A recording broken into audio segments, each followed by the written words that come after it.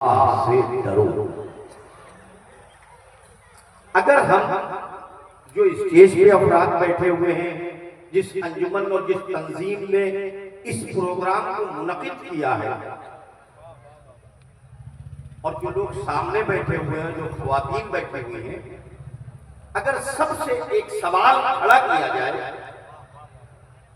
कि क्या तुम अल्लाह से डरते हो, तो कितने लोग हैं जो यहां पे हाथ उठा के बोलेंगे हाँ अल्लाह। हाथ उठा के बताओ। तो पूरा मजमा, चाहे यहां बैठा हो और चाहे वहां बैठा हुआ हो, वो एक आवाज में कंसेंसस के साथ इस बात का क्लेम करेगा कि बेशक हम अल्लाह से डरते हैं। लेकिन अल्लाह से डरने के जो रियल मीनिंग है, जो उसके पीछे मकसद है, अल्लाह से डरने का जो मतलब है, क्या जो उसके तकाजे हैं, अगर वो पूछे अल्लाह से डरो यानी कि नमाज का वक्त आया नमाज पढ़ो, अल्लाह से डरो रमजान का महीना आया रोजा रखो, अल्लाह से डरो साहिब इस्तिताअत को हज करो, अल्लाह से डरो साहिब हैसियत को ज़कात दो, अल्लाह से डरो माँ बाप की नाफरमानी मत करो, अल्लाह से डरो जुआ मत खेलो, अल्लाह से डरो हसद और किना को अपने दिलों से निकाल दो, अल्लाह से डरो शराब मत पियो, अल्लाह से डरो माँ बाप से ऊंची आवाज में बात मत करो, अल्लाह से डरो यतीम के ऊपर शफकत करो, अल्लाह से डरो कोई ऐसा काम मत करो जो अल्लाह के प्यारे हबीब को पसंद ना हो। हर उस काम को अपनी जिंदगी से ज्यादा अजीज जानो जिसको आकाए दो जहां सल्लल्लाहु अलैहि वसल्लम ने पसंद किया। अगर हम ये सवाल कायम करें आपके बीच में, अपने बीच में, इस सेल्फ एनालिसिस, ये अपना मुहासबा करने का वक्त है। बाएं मत देखो, दाएं मत देखो, अब्बा को मत देखो, दादा को मत देखो, मुफ्ती साहब को मत देखो, पीर साहब को मत देखो, मुझको मत देखो, अपने को सेल्फ एनालिसिस करो। क्या मैंने दिन भर में झूठ बोला? क्या मैंने किसी की गीबत की? क्या मैंने अपने माँ बाप के साथ वो हुस्न सलूक किया जिसका जिक्र कुरान में है, जिसको आका ने पसंद फरमाया? क्या तुम्हारा भाई और बहन के साथ वही रिश्ता है जिस रिश्ते को आका सल्लल्लाहु अलैहि वसल्लम ने बयान किया? क्या पड़ोसी के पड़ोसी से वही ताल्लुकात है जिसको आका सल्लल्लाहु अलैहि वसल्लम ने पसंद फरमाया? क्या माशरे में तुम एक दूसरे के साथ उसी तरीके से रहते हो जिसको अल्लाह के प्यारे हबीब ने पसंद फरमाया? नहीं, हम गुटों में बसे हैं। एक घर में, एक कुनबे में हजार खाने, बाप की बेटे से नहीं बन रही है, सास की बहू से नहीं बन रही है,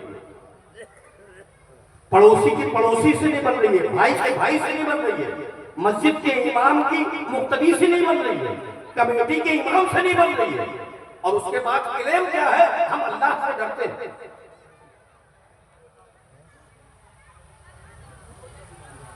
हर आदमी अपने आप में बड़ा आला, मैं इनसे सुपीरियर, मैं इनसे अच्छा,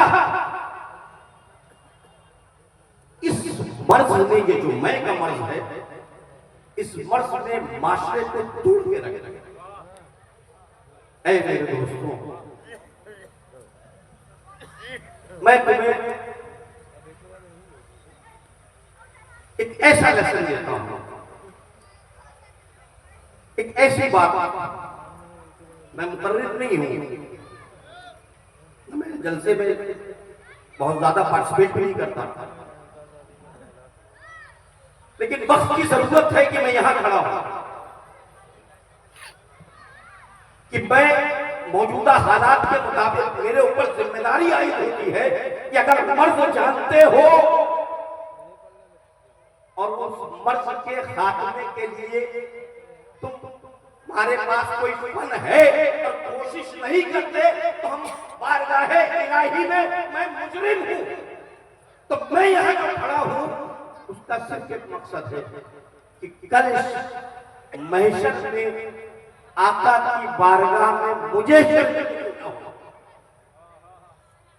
मैं वहां मुजरिम ना कहता हूं। तो कोशिश कर रहा हूं जो मेरा काम है कम से कम वो करूं, और जो हमारी ड्यूटीज है हम उन ड्यूटीज को पूरा करें।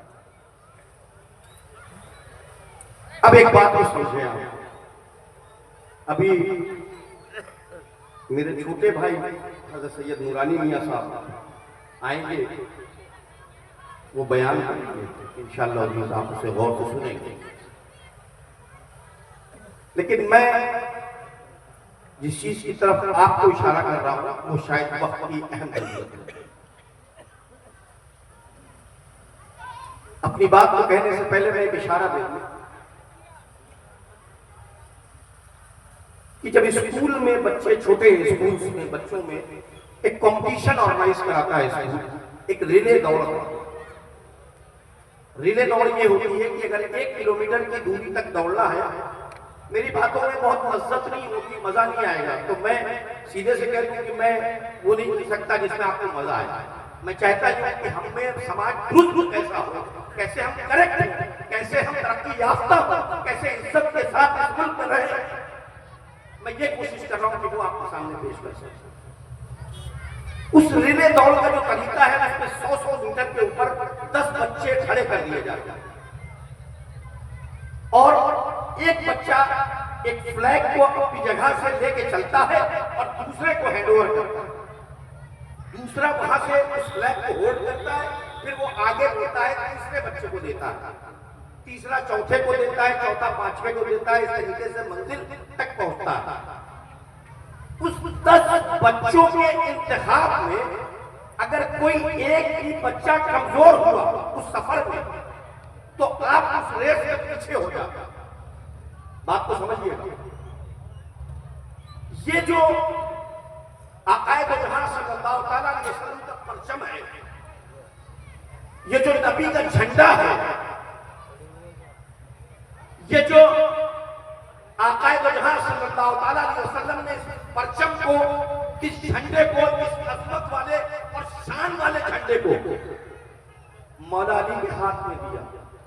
मौला अली ने इमाम हसन के हाथ में दिया, इमाम हसन के हाथ से इमाम हुसैन के हाथ में दिया, इमाम हुसैन के हाथ से हजरत इमाम ज़ैनुल आबिदीन के हाथ में, हजरत इमाम बाकर के हाथ में, हजरत इमाम जाफर सादिक के हाथ में, हजरत मूसा काज़िम के हाथ में, हजरत इमाम अली रज़ा के हाथ में, हजरत इमाम नकी के हाथ में, हजरत इमाम तकी के हाथ में, हजरत इमाम हसन अस्करी के हाथ में, गौसे आज़म के हाथ में, सुल्तान हिंद ख्वाजा गरीब नवाज के हाथ में, हजरत कुतुबुद्दीन बख्तियार काकी के हाथ में, हजरत निज़ामुद्दीन औलिया के हाथ में, हजरत यसूदराज बंदा नवाज के हाथ में, हजरत यैया मुरीद के हाथ में, हजरत मखदूम शिबना के हाथ में।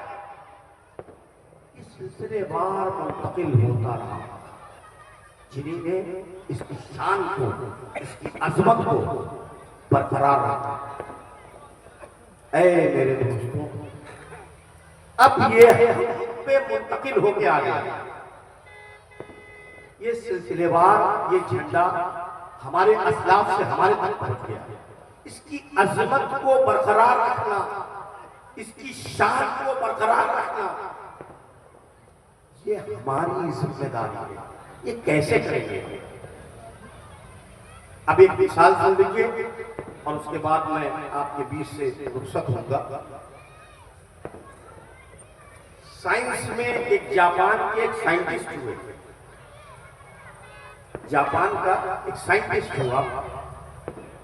बहुत गौर से सुनिएगा, ये सबके लिए है, नौजवान हो, बूढ़े हो, उलमा हो, मशाइख हो, सबके लिए, खवातीन हो, सबके लिए। और ये सबक लेके चले गए तो यकीन मानिए इनकलाब।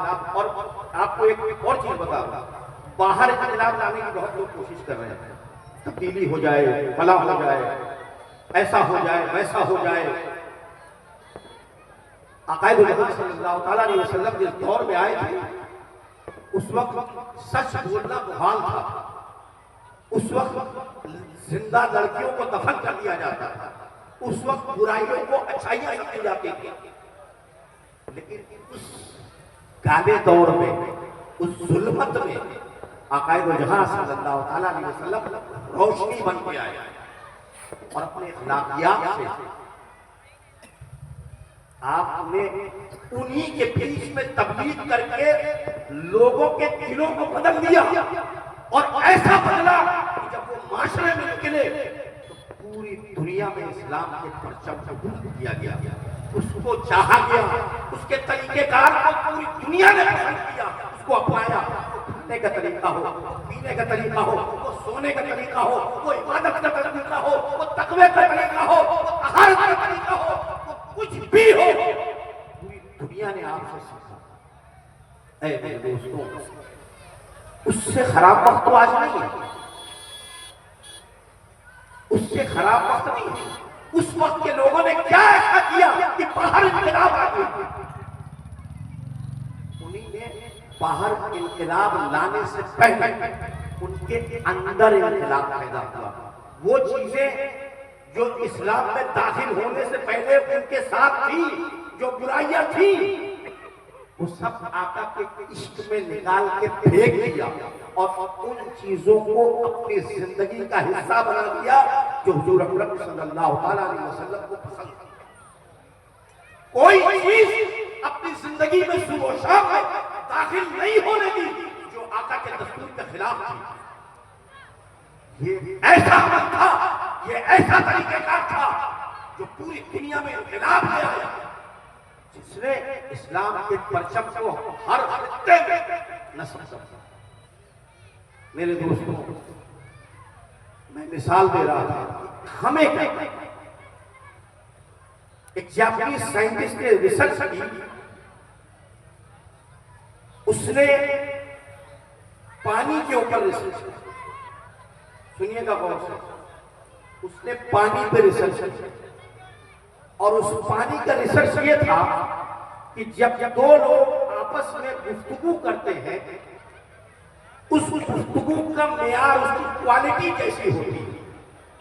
अगर वो मेयार अच्छा है, यानी कि सास बहू से अच्छे से बात कर रही है, शौहर बीवी से अच्छे से बात कर रहा है, बीवी शौहर से अच्छे से बात कर रही है, बाप बेटे से अच्छे से बात कर रहा है, इमाम अपने मुक्तदी से बेहतर तरीके से बात कर रहा है, उसमें इखलास है, उसमें मोहब्बत है, और उस गुफ्तगू के दरमियान में अगर पानी रखा हुआ है तो वो साइंटिस्ट कहता है कि आपकी गुफ्तगू के अंदाज का इम्पैक्ट और असर उस पानी पे पड़ता है।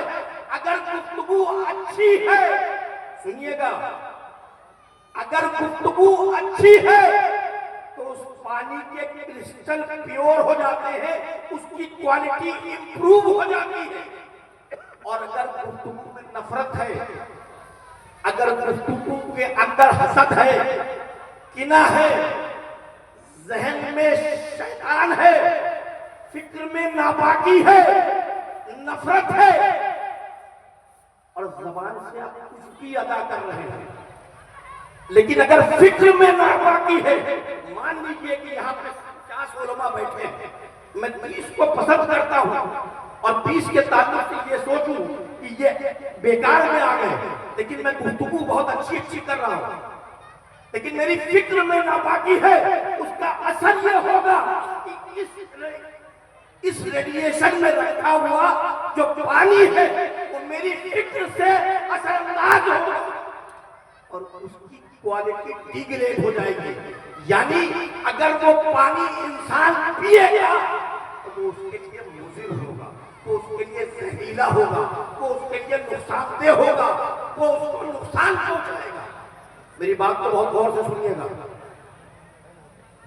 और अगर हमारी गुफ्तगू अच्छी है, मुखलिसाना है, उसमें मोहब्बत है, उसमें खुलूस है, उसमें माशरे की बेहतरी की बात है, तो वो पानी की क्वालिटी अच्छी होगी और जब वो पानी हम पिएंगे उससे वो फायदा पहुंचाएगा, वो सेहतयाब करेगा, वो हमारे अंदर के क्रिस्टल को बेहतर करेगा। अब सूफिया क्या कहते हैं, सुनिए, जो बाहर का इनकलाब लाना चाहते हैं जो तब्दीली लाना चाहते हैं वो कैसे होगी वो सुनिए। हमारे अंदर जो पानी है, ये तो बाहर का पानी में तब्दीली इतनी होती है। साइंस ये कहती है कि 67.67 यानी कि तकरीबन 70% इंसान के जिस्म के अंदर पानी, इंसान के जिस्म में 70% पानी। यानी कि जब हमारी गुफ्तगू का मियार अच्छा होता है तो बाहर के पानी में तब्दीली होती है।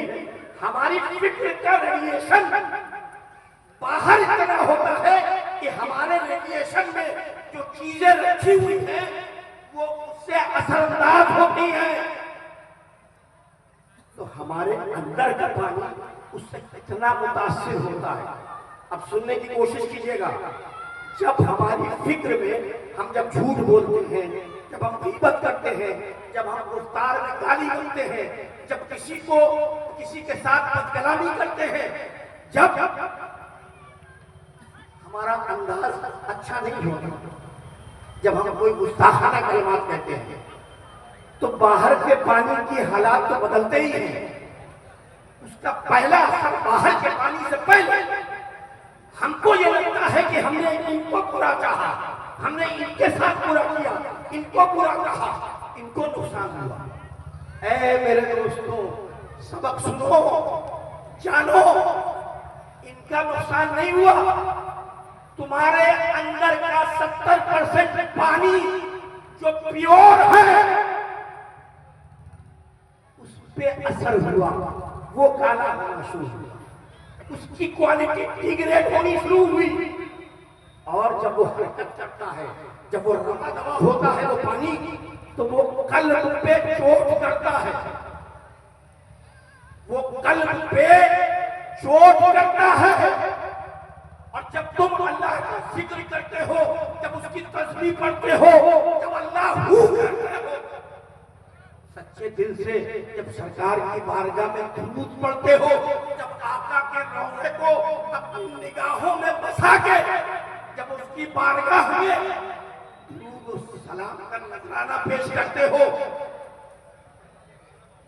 तो बाहर का रेडिएशन बाद में बदलता है, तुम्हारे अंदर का पानी बदलना शुरू होता है। वो अंदर का पानी तुम्हारे कल्ब पे चोट करता है और उसको नूरी करता रहता है। वो जितनी बार अल्लाह करोगे वो पानी तब्दील होगा, वो तुम्हारे कल्ब को चोट करेगा, उसको उसके क्रिस्टल को प्योर करेगा, वो कल्ब को चोट करेगा, उसके क्रिस्टल को प्योर करेगा, उसका कल्ब नूरी हो जाएगा, उसके कल्ब में तब्दीली आती जाएगी, वो नूरी होता जाएगा।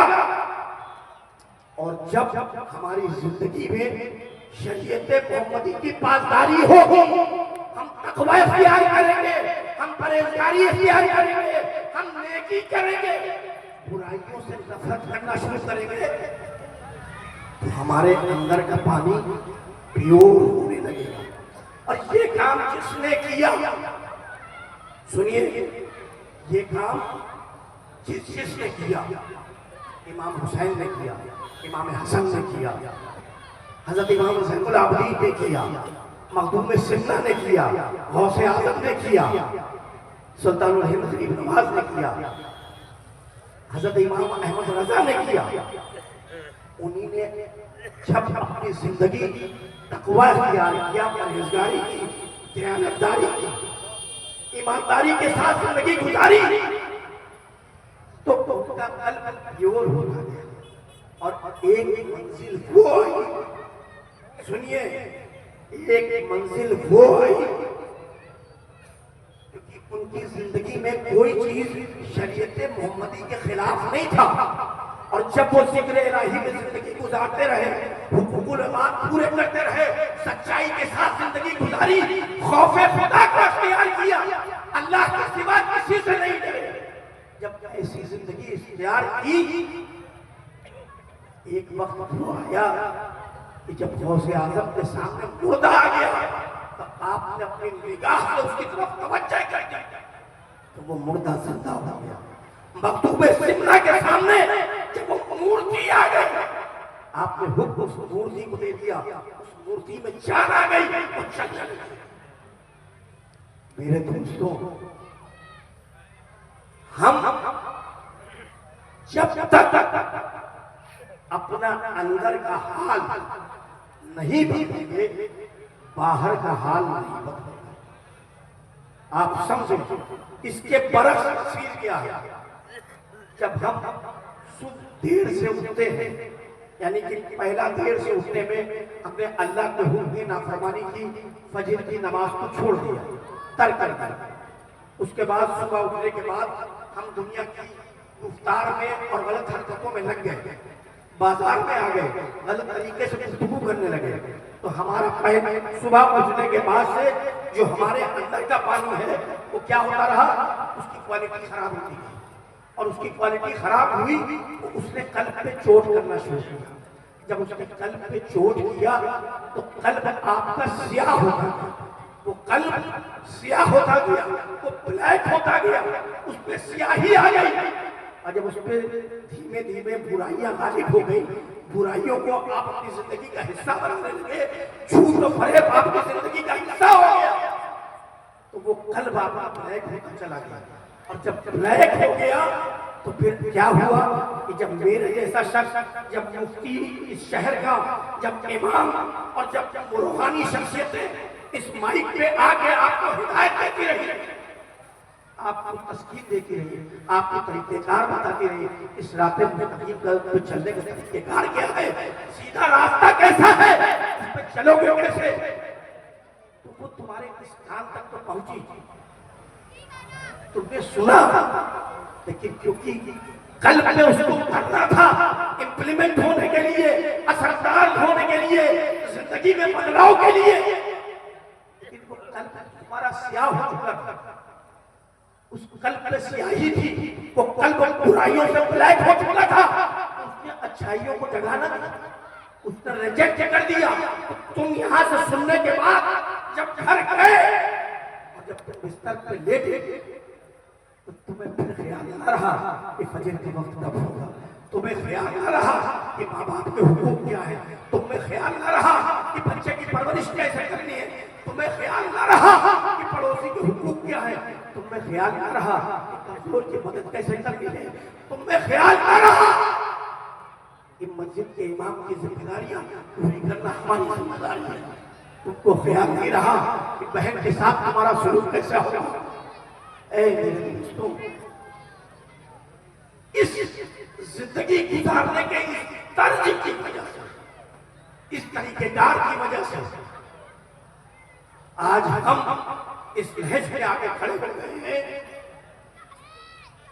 कि अब बातिल ताकतें अलग अलग तरीके से तुम्हारे असासे को तुमसे छीनने की कोशिश कर रही है। पहले हिजाब के शक्ल में आया, तलाक के शक्ल में आया, मदरसे बोर्ड पे पाबंदी की शक्ल में आया, मस्जिदों की माइक उतारने की शक्ल में आया, अलग अलग तरीके से दुनिया के दूसरे खित्ते में अभी वक्त की जायदादों पे किस तरीके से कब्जा किया जाए उस शक्ल में आया। अगर मैं अपने अल्फाज में समझाने की कोशिश करूं तो दुनिया की तारीख में, सुनो, आंख बंद करके बैठे हुए हो और सो रहे हो, उलमा भी सुन, ये जो चैन की नींद सो जाते हैं ये भी सुने। दुनिया की तारीख में 1400 साल के अंदर इस्लाम पे ये सबसे बड़ा हमला है जो वक्त की जायदादों को छीनने की कोशिश की गई। दुनिया की किसी तहजीब ने, गैर मुस्लिम ममालिक ने, दुश्मनाने इस्लाम ने इस 1400 साल में दुश्मनी का ये रूप इख्तियार किया कि वो आपकी मसाजिदों पे हमला करे। सुनो, बुजुर्गों का एहसान है, लाख करोड़ एहसान है उनका कि उन्हीं ने ये मस्जिदें हमें दे दी। कि हम इज्जत के साथ अपनी जबी को अल्लाह के घर में झुका सकें। उनका एहसास है, ये कब्रिस्तान हमें दे दिए कि हम इज्जत के साथ इस मिट्टी में दफन किए जा सकें।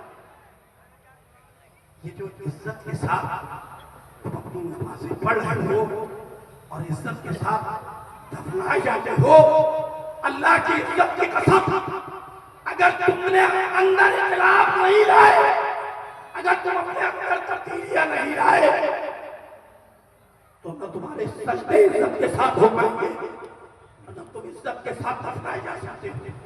कल इस बात की शुरुआत हो चुकी है कि तुम्हारी मसाजिदें छीन ली जाए, तुम्हारे कब्रिस्तान तुमसे छीन लिए जाए। और हाल हमारा ये है, हर इलाके में 5 अंजुमने 5 खानों में है, उलमा बटे हुए हैं, कमेटियां में तजाद है, घरों में हालत आ रही है।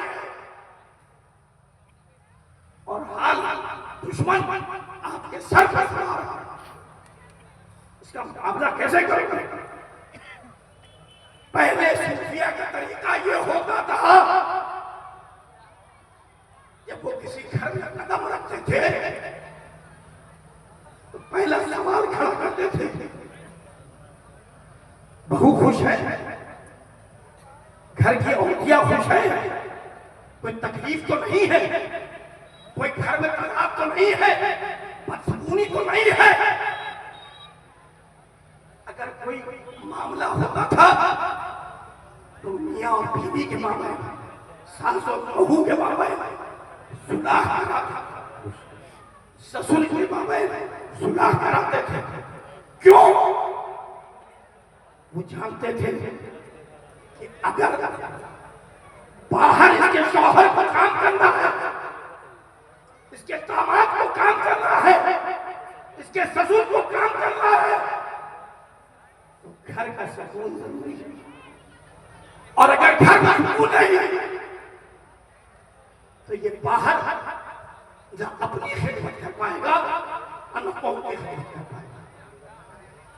तो आज हाथ जोड़ के मैं इस फोरम से सुल्तानपुर के वासियों, मुसलमानों, तुम्हें दावत देता हूं, अपनी ख्वातीन को भी, अपने नौजवानों को भी, अपने जिम्मेदारों को, अपने अंदर हर किस्म के इंतशार का खात्मा कर दीजिए, सुलह कीजिए, नेकी की तरफ आमादा हो जाइए। अल्लाह के दिए हुए दस्तूर को अपनी जिंदगी का हिस्सा,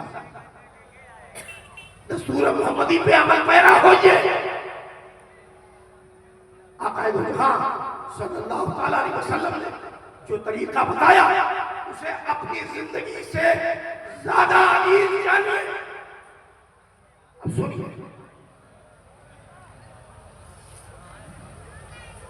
हमारी शादियों में 90% कल्चर ये हो गया है कि हम खड़े होंगे, बुफे से खाने का इंतजाम करते हैं। हम अपने घरों पे पैसे को इस्तेमाल करते हैं। हम अपनी जिंदगी में नौजवान तबका खास करते हैं, हम वो ड्रेस, वो अपना लिबास, अपने बाल काटने के अंदाज टीवी से,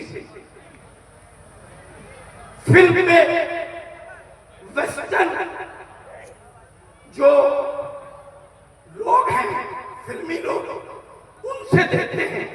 ऐसे बाल काट लेंगे तो खूबसूरत लगेगा, इतने बड़े नाखून कर लेंगे तो अच्छे लगेंगे, जीन्स यहां से फाड़ लेंगे तो अच्छे लगेंगे, खाना खड़े होकर खाएंगे, तब दुनिया को मालूम होगा कि हम तरक्की याफ्ता हैं। मेरे दोस्तों, तुम कैसे तरक्की कर सकते हो? जिसको जिसको खाने का तरीका बताया गया, जिसको पीने का तरीका बताया गया, जिसको सोने का तरीका बताया गया, जिसको गुफ्तगू का तरीका बताया गया, तुमने अपने रोजमर्रा की जिंदगी से हुजूर की सुन्नतों को जुदा कर दिया, निकाल दिया और वेस्टर्न कल्चर को अपनी जिंदगी का हिस्सा बना लिया। सुनो, आका की हदीस सुनो। आका फरमाते हैं, जिस घर में औरत परना सर रहती है, खुले सर रहती है, उस घर में रहमत के फरिश्ते नहीं आते। तो अब अर्बन कल्चर को अडॉप्ट करोगे, खुले सर घूमोगे बाजारों में और इमाम साहब से आके कंप्लेंट करोगे, इमाम साहब बीमारी दाखिला हो गया, इमाम साहब मेहनत बहुत करते, रहमत नहीं होती, फजल नहीं होता, करम नहीं होता, इमाम साहब परेशानी में मुब्तला। अच्छा, तो तुम जरा 24 घंटे की अपनी जिंदगी बताओ, तुम्हारी जिंदगी में कौन सा ऐसा तरीकेकार है जो आका की सीरत के मुताबिक हो? तो तुम कहोगे नहीं, सुबह भी मेरी आका के मुताबिक नहीं है, शाम भी नहीं है, दोपहर भी नहीं है, असर के वक्त भी नहीं है, 24 घंटे में तुम्हारा कोई हुजूर के हुक्म के मुताबिक नहीं है। जब हुजूर के हुक्म को, उनके तरीकेकार को तुमने सुल्तान में कुरान करीम को जिस तरीके से रख दिया, उसी तरीके से उनके दस्तूर को भी रख दिया, तो कोई शिकायत ऐसी जालिम हुकूमत होगी, तुम पे जुल्म होगा। हम मुस्तैद हैं, अगर हम जिंदगी ऐसी गुजारते हैं इस पर सीरत मुहम्मदी न चलते हैं, हम पे ऐसी हुकूमतें मुसल्लत की जाएगी जिससे हमारा इनाफ किया जाए। ऐ मेरे भाइयों, बुजुर्गों, ख्वातीन, उलमा, गुजारिश है, इनकी बुराई मत देखो, इनकी बुराई मत देखो, सास बहू की बुराई मत देखो, शौहर बीवी की बुराई मत देखो, बच्चों की बुराई मत देखो, उसने इखलास के साथ पेश हो, मोहब्बत के साथ पेश हो, आका की सीरत के मुताबिक जिंदगी गुजारो। अगर घर में कलेश है तो सुनो, वजीफा सुनो, घर में नफरत है वजीफा सुनो, रोजी में बरकत नहीं होती तो वजीफा सुनो, खाना बनाती हो, शौहर नहीं पसंद करता, बिस्मिल्लाह घर में शुरू करो, दुरूद शरीफ पढ़ती हो, जब तक पका रही हो